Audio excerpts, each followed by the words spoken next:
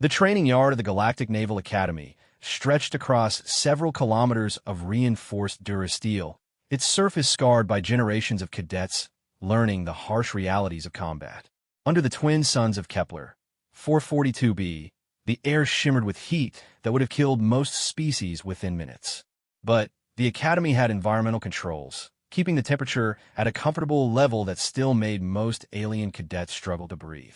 Marcus Chun adjusted his standard-issue combat vest, feeling the weight of the neural feedback sensors embedded throughout the fabric. Around him, his fellow cadets from dozens of different species prepared for what the instructors called impact resistance training. The name was deceptively simple for what everyone knew was going to be a brutal test of physical and mental endurance. "Listen up, maggots," barked Instructor Vexhai, a towering Craxie whose chitinous exoskeleton gleamed like polished obsidian. Her forearms gestured at the massive kinetic impact device that dominated the center of the training area. "Today you learn what happens when enemy weapons find their mark. This machine will simulate the impact force of a plasma rifle, a kinetic accelerator, and various explosive devices. Your job is simple: survive the hit and maintain combat effectiveness." Marcus had heard about this test from upper-year cadets. The machine, nicknamed the Hammer by students, was designed to deliver precisely calibrated impacts that would simulate real battlefield trauma. The neural feedback system would make every cadet feel the full force of the blow while preventing actual injury through sophisticated force field technology. Most species could handle maybe 2 or 3 impacts before their nervous systems shut down in protective shock. The Visian cadet next to Marcus, a reptilian being named Seth, was already trembling. His scaled hands shook as he checked his equipment for the 3rd time. "I heard a Vorlex cadet lasted 7 impacts last semester," Seth whispered. 7. And they're supposed to be one of the toughest species in the galaxy. "Yeah, well," Marcus replied quietly. "I guess we'll see how we measure up." Instructor Vexhai's mandibles clicked in what might have been amusement. "Today's test will be conducted in order of species durability ratings. We'll start with our most resilient cadets and work our way down.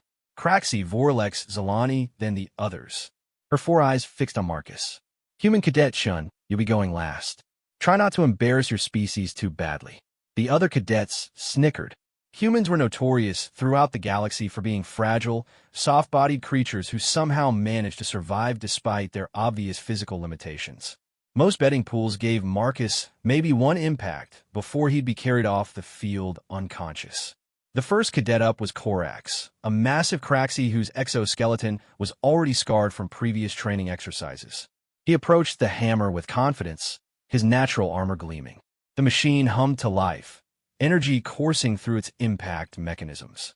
When it struck, the sound was like thunder. Corax stumbled backward, but remained standing, his mandibles clicking in satisfaction. "Good," Instructor Vexhai noted. "Corax withstands 1 impact. Prepare for the 2nd. The machine recalibrated, increasing its force output. This time when it struck, Corax went to 1 knee, ichor leaking from stress fractures in his shell. But he stood again, raising 1 fist in defiance. 3 impacts later, Corax was unconscious, carried away by medical drones.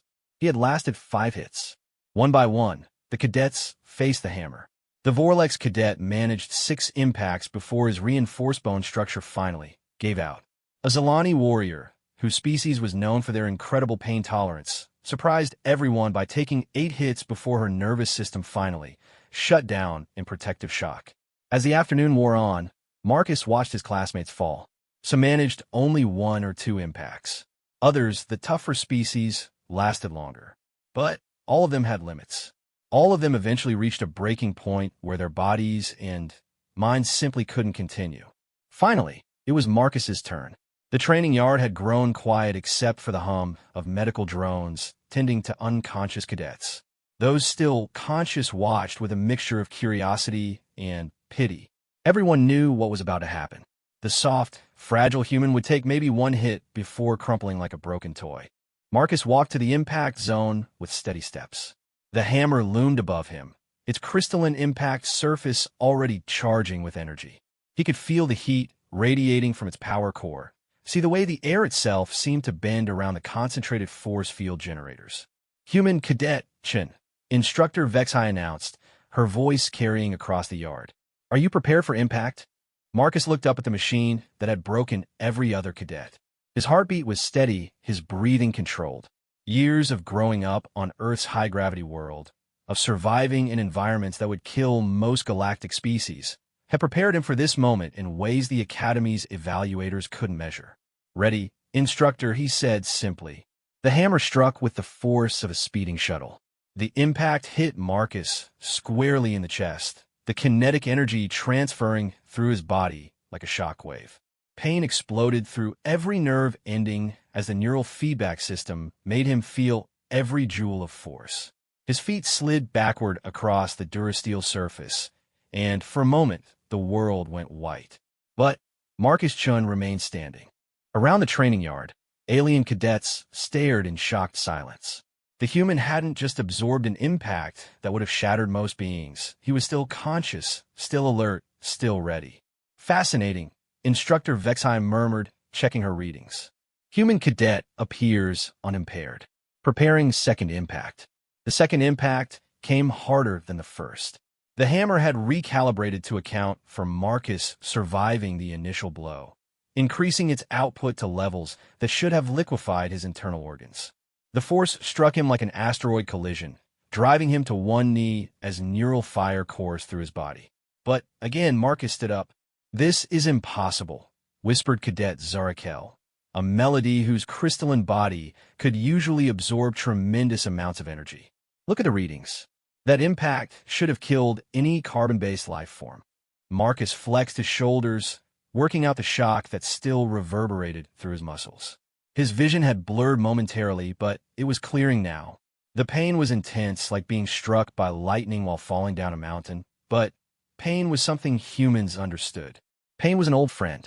Instructor Vexhai checked her instruments again, all four of her eyes focused on the data streaming across her tablet.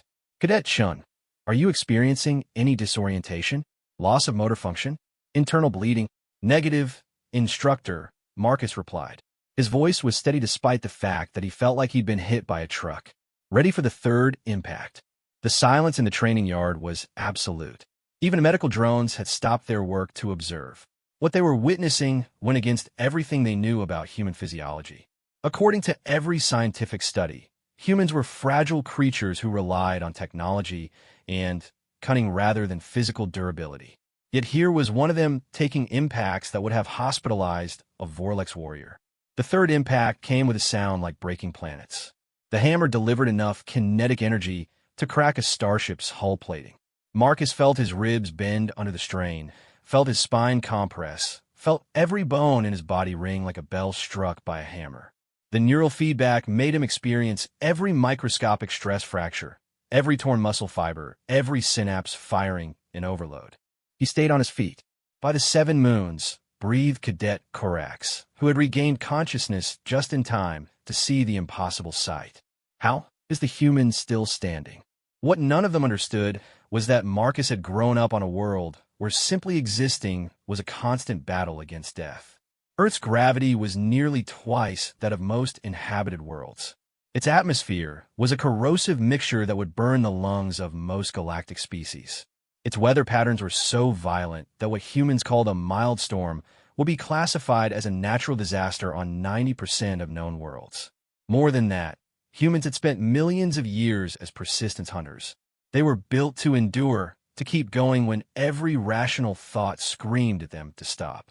Where other species had evolved armor or claws or psychic abilities, humans had evolved the stubborn refusal to quit.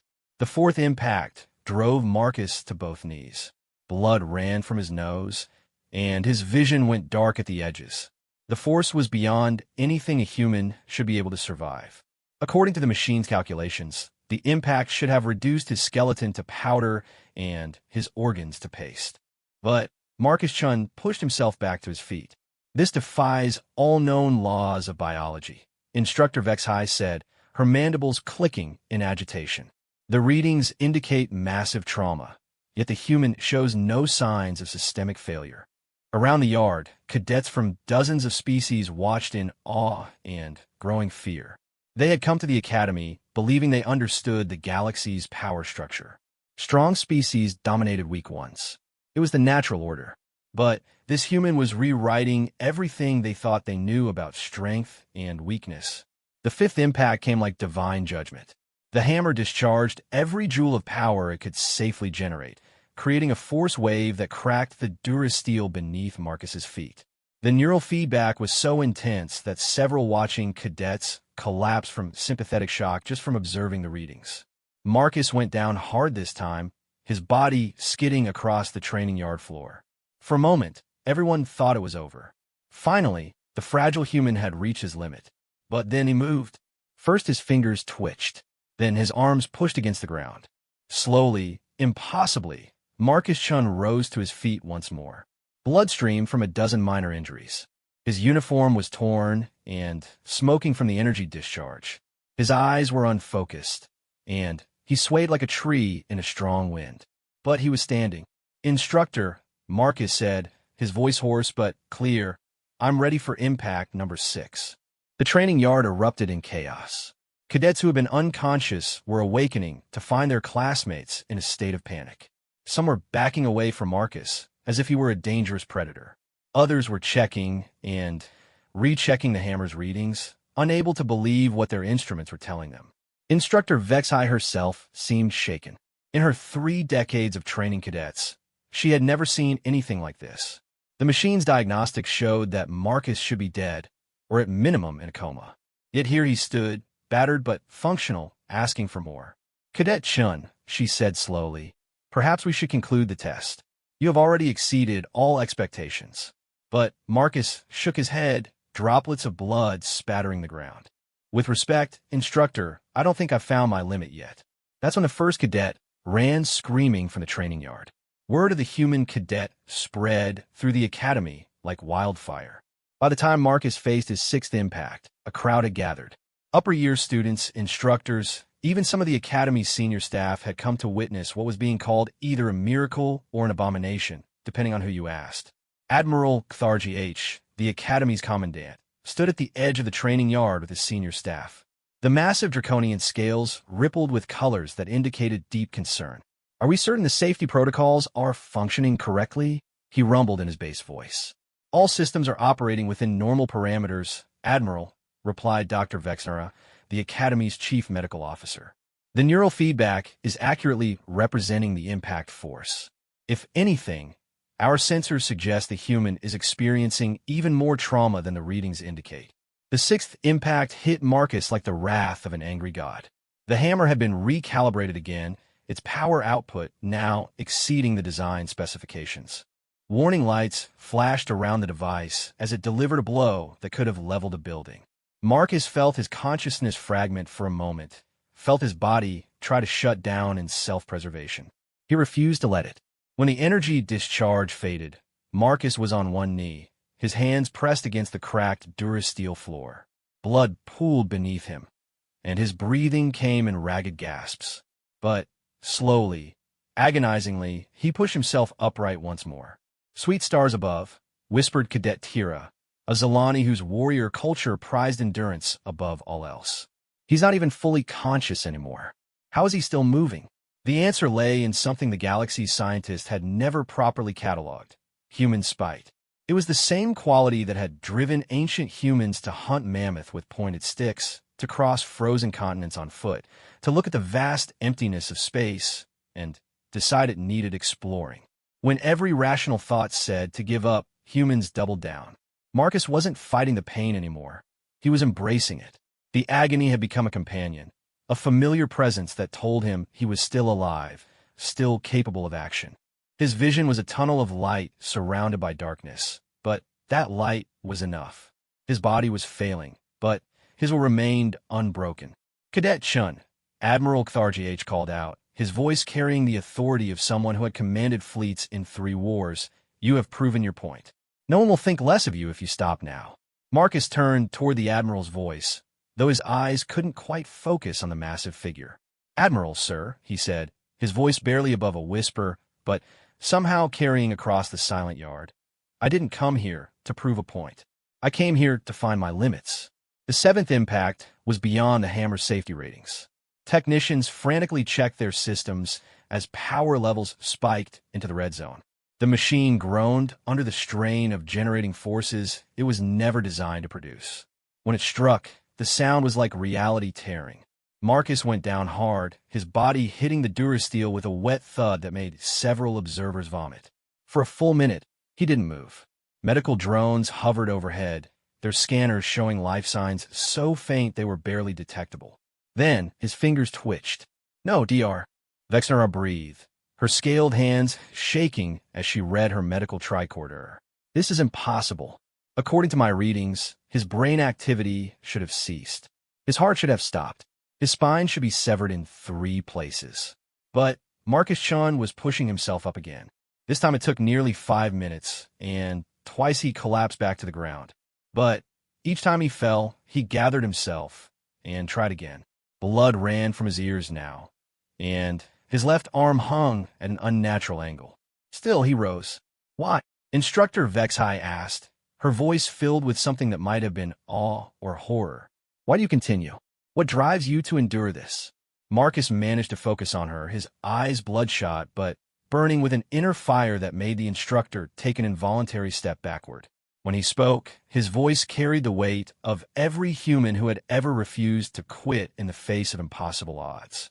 Because, he said simply, "I'm human, and humans don't know how to give up." The 8th impact broke the hammer. The machine, pushed beyond all reasonable limits, finally suffered a catastrophic failure. Power couplings exploded in showers of sparks. The impact chamber cracked, its crystal matrix unable to contain the forces it had been generating. Alarms wailed as emergency systems engaged, flooding the area with suppression foam. In the center of it all, Marcus Chun lay motionless. For a terrifying moment, everyone thought the impossible human had finally been broken. Medical teams rushed forward, their equipment ready for the worst. But as the foam cleared and the smoke dissipated, they found Marcus slowly, painfully, pushing himself to a sitting position. He coughed, spitting blood. "Is there another machine?" The silence that followed was absolute. Here was a being who had just survived impacts that would have killed a battle tank, asking for more. Some of the watching cadets began to back away, their faces showing the universal expression of creatures confronted with something beyond their understanding. But Admiral Kthargh stepped forward, his massive frame casting a shadow over the broken human. When he spoke, his voice carried respect that he had never shown to any cadet. "Son," he said quietly, "I think you found something more important than your limits. You found our limits, and you've gone far beyond them." Marcus looked up at the Admiral, his vision clearing slightly. Around him, he could see the faces of his fellow cadets. Some showed fear, others awe, but all of them showed a new understanding. The soft, fragile human wasn't weak. He was something else entirely. "Sir," Marcus said, struggling to his feet one last time, "does this mean I pass?" The medical bay of the academy had never seen anything quite like Marcus Chun. Dr. Vexnara and her team had been working on him for 6 hours, running every scan known to galactic medicine. Their instruments showed massive internal trauma, broken bones, damaged organs, and neural pathways that should have been fried beyond repair. Yet somehow, Marcus was not only alive, but conscious and talking. "This is beyond unprecedented," Dr. Vector muttered, studying the holographic displays surrounding Marcus's bed. "According to every medical principle I know, you should be dead. Not injured, not comatose. Dead." Marcus tried to sit up and immediately regretted it, as pain shot through his body like liquid fire. "Doc, I appreciate the scientific interest, but could you maybe fix me up? I got advanced combat theory in the morning." The Melody Doctor's crystalline features shifted into what might have been amusement. "Mr. Chun, you won't be attending any classes for at least a week, possibly longer. What you've done to your body would sideline a Craxi warrior for a month." But even as she spoke, the medical scanners were showing something impossible. Marcus's injuries were healing. Not quickly, but measurably faster than any known species could manage. Hairline fractures in his ribs were already beginning to knit. Torn muscles were regenerating. His neural pathways were rerouting around damaged areas with an efficiency that defied explanation. "How long have humans been hiding this from us?" Dr. Vexnara asked quietly. "Hiding what?" Marcus replied, genuinely confused. This ability to survive impossible trauma. This healing factor. This absolute refusal of your biology to accept defeat. Marcus stared at her for a moment, then started to laugh. The sound was hoarse and painful but genuine. Doc, when not hiding anything. This isn't some secret ability. This is just Tuesday for a human. News of the training yard incident had spread beyond the academy. Within hours, reports were reaching the highest levels of galactic government. Emergency sessions were called as species representatives tried to understand what they had just learned about humanity. In the Academy's conference room, a hastily assembled panel of experts was reviewing the footage of Marcus's performance. They ran the recordings at quarter speed, analyzing every moment, every impact, every impossible recovery. The readings are consistent across all our instruments. Professor Delnex, a renowned Desian physicist, announced to the assembled group. The human absorbed kinetic energy equivalent to a direct hit from a capital ship's main gun, multiple times, and remained functional. Admiral Kthargh leaned back in his massive chair, his scales shifting to colors that indicated deep thought. What are the military implications of this discovery? General Varkov, the Academy's head of tactical studies, pulled up a series of battlefield projections. If one human can absorb this level of punishment and continue fighting, we need to completely reassess our understanding of human combat capabilities. A single human soldier might be worth an entire squad of traditional troops. But we've seen humans in combat before, interjected Commander Zalak. They're competent, but not exceptional. How do we reconcile that with what we witnessed today? The answer came from an unexpected source. Cadet Seth, who had been quietly observing from the back of the room, raised one scaled hand. Permission to speak, sir. Admiral Kthargh nodded. Go ahead, Cadet. Sir, I've been thinking about this all day. We've seen humans fight, yes, but have we ever seen them when they were truly pushed to their limits? Have we ever seen them when they stopped holding back? The room fell silent as the implications sank in. Every human they had observed in combat had been fighting alongside aliens, protecting them, being careful not to cause excessive damage. They had been restrained, controlled, professional. But what if that wasn't their natural state? Back in the medical bay, Marcus was receiving an unexpected visitor. Captain Sarah Mitchell, one of only 3 humans on the Academy's teaching staff, entered with the purposeful stride of someone who had commanded starships in battle. Cadet Chun, she said, her voice carrying the authority of someone used to being obeyed. I need to ask you something, and I need an honest answer. Marcus tried to straighten in his bed, wincing at the movement. Yes, ma'am. How much were you holding back out there? The question hung in the air between them. Marcus met her gaze, and something passed between them, some shared understanding that came from being the only humans in a galaxy that saw them as weak. Ma'am, Marcus said quietly. I was trying not to scare them. Captain Mitchell nodded slowly. That's what I thought. Son, I need you to understand something. What you did today is going to change everything. The galaxy is going to start asking questions about humans that we might not be ready to answer. What do you mean? I mean that every species out there just learned that their understanding of human limitations was based on humans being polite. They've never seen us when we stop caring about collateral damage. They've never seen us when we stop worrying about hurting someone's feelings or maintaining diplomatic relations. Marcus considered this. Around the galaxy, human explorers, diplomats, and traders have been careful to present their species as competent, but non-threatening. They had downplayed their physical capabilities, emphasized their technological achievements, and generally tried to fit in without making waves. Captain, Marcus said, are you saying humans have been lying about what we can do? Not lying, she replied. Just being polite. There's a difference between deception and choosing not to mention that you could probably rip a Craxy's arm off if you really needed to. She moved to the window, looking out at the Academy's sprawling campus where alien cadets were training for careers in the galactic military. You know what the scariest part is, Cadet? What you did today, surviving those impacts and asking for more. That's not even close to the most impressive thing humans can do when they stop being nice about it. Marcus felt a chill that had nothing to do with his injuries. Mom, there's a reason humans don't talk much about their history before they join galactic society. There's a reason we're very careful about which humans we send as ambassadors and traders. We've been managing our image very carefully for the past century. She turned back to him, her expression serious. The question now is whether the galaxy is ready to learn what humans are really capable of when we stop worrying about everyone else's feelings. In the corridors outside, alien cadets walked past the medical bay with nervous glances. Word was spreading that the human cadet was already showing signs of recovery that should have taken weeks. Some were beginning to wonder if there were other things about humans they didn't know. In his bed, Marcus Chun stared at the ceiling and wondered what he had started. He had just wanted to pass a training exercise.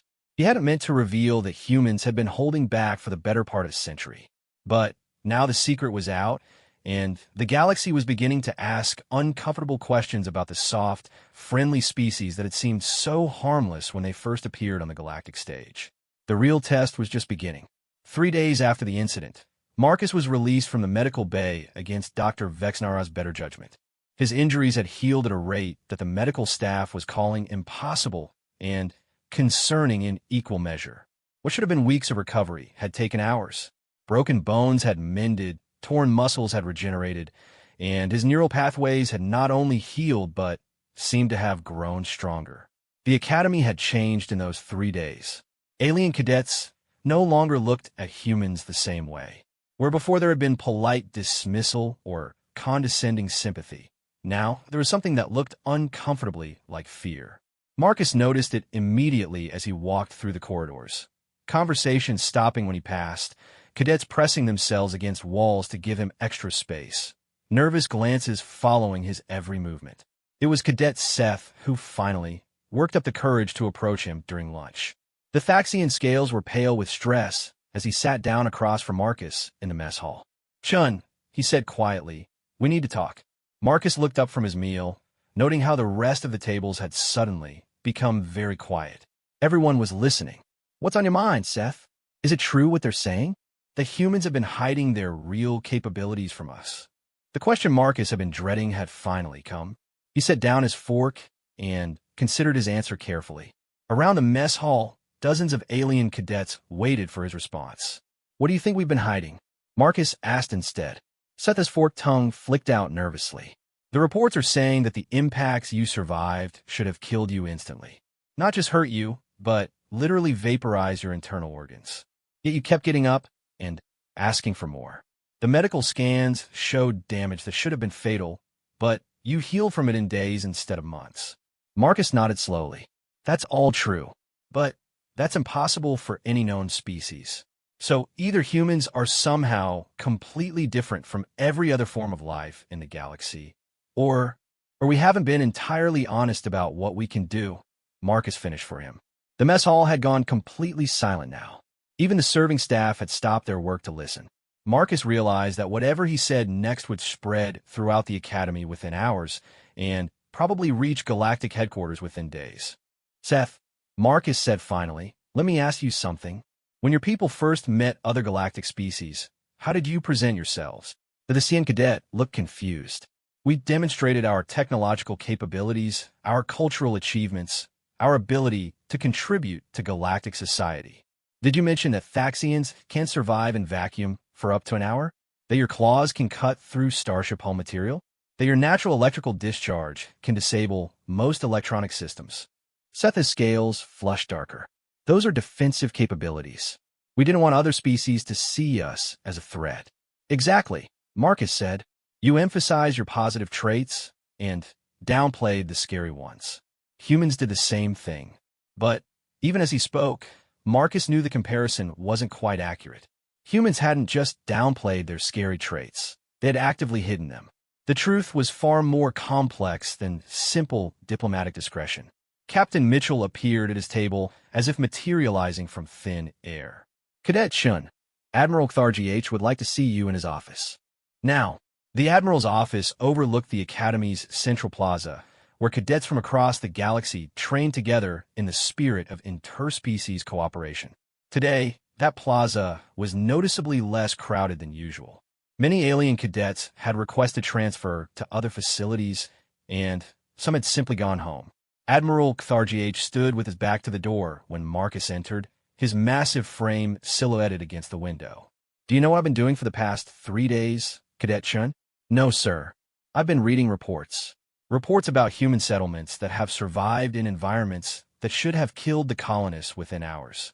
Reports about human explorers who have walked away from crashes that should have left nothing but molecular debris. Reports about human soldiers who have continued fighting with injuries that would have incapacitated a Craxi warrior. The Admiral turned around, his reptilian features showing an expression Marcus couldn't quite read. I've also been reading the classified files on human evolutionary history. Fascinating reading, really. For billion years of evolution on a death world where everything from the weather to the wildlife was actively trying to kill your species. Marcus remained at attention, saying nothing. What I find most interesting, the Admiral continued, is that humans didn't just survive on Earth. You thrived. You became the apex predator on a planet where the apex predators could kill most galactic species with their breath. You developed persistence hunting, where you would literally run your prey to death over distances that would kill most beings just from the exertion. Admiral Kthargh moved to his desk, pulling up a holographic display of Earth. Gravity nearly twice galactic standard. Atmospheric pressure that would crush a melody. Temperature variations that swing from levels that would freeze a Craxi solid to heat that would cook a Zilani alive. And somehow your species not only survived, but built a civilization. Sir, Marcus said quietly, what are you asking me? I'm asking you to explain to me how humans convinced the galaxy that they were a peaceful, non-threatening species when everything about your biology screams apex predator. The truth was complicated, and Marcus wasn't sure he was the right person to explain it. But, looking at the Admiral's expectant expression, he realized he might be the only person who could. Sir, when humans first encountered galactic civilization, we were coming out of what we call our Dark Ages. We had spent thousands of years fighting each other, perfecting the art of warfare, creating weapons that could destroy entire continents. We were very good at killing things. Marcus paused, gathering his thoughts. But we were also tired.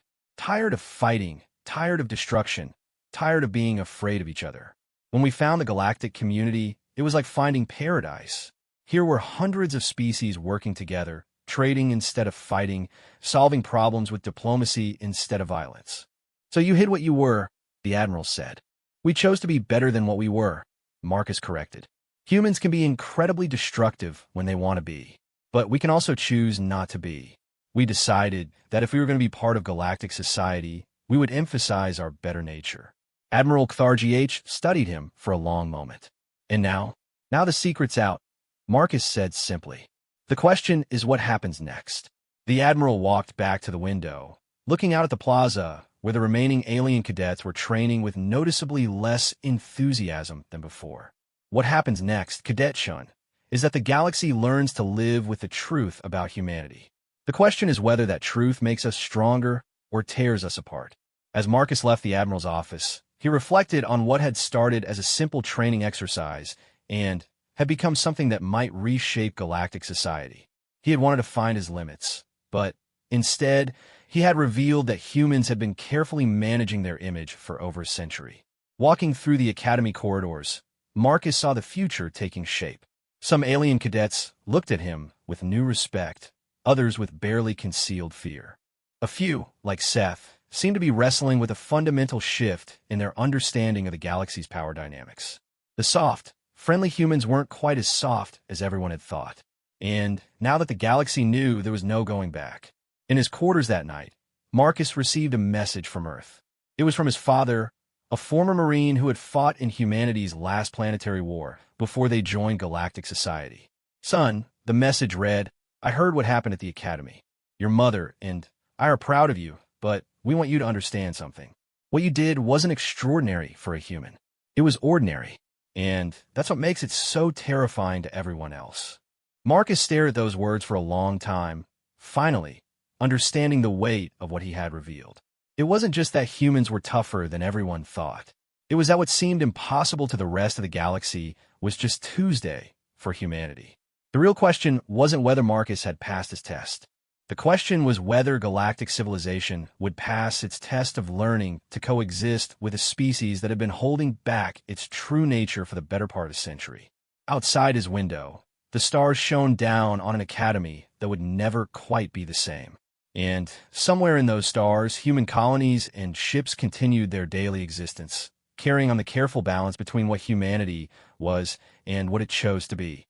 The galaxy was about to learn that there was a significant difference between the two.